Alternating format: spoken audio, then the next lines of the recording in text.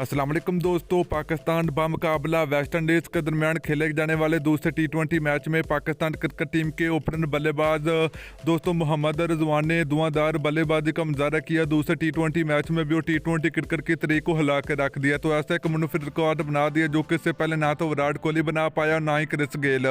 तो दोस्तों क्या ज़बरदस्त किस्म की बल्लेबाजी देखने को मिली है। तो दोस्तों ये दुनिया का नंबर 1 बल्लेबाज बन चुका है मोहम्मद रिजवान, जिसने वेस्ट इंडीज़ के खिलाफ दूसरे टी20 मैच में दोस्तों 38 रन बनाने के बाद 38 रन बनाकर आउट हुए मोहम्मद रिजवान दूसरे टी20 मैच में। तो उसके साथ ही दुनिया का नंबर 1 बल्लेबाज बन चुका है।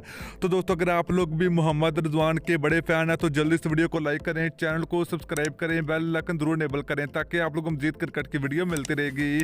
तो दोस्तों पाकिस्तान और वेस्ट इंडीज़ के दरमियान खेले जाने वाले दूसरे टी20 मैच में दोस्तों मोहम्मद रिजवान ने 2021 में दोस्तों सबसे ज़्यादा रन बनाने वाला दुनिया का नंबर 1 बल्लेबाज बन चुका है। तो दोस्तों दूसरे नंबर पर बाबर आजम है, तो बाबर आजम ने दोस्तों ज़्यादा रन बनाए वो दूसरे नंबर पर रखा गया है।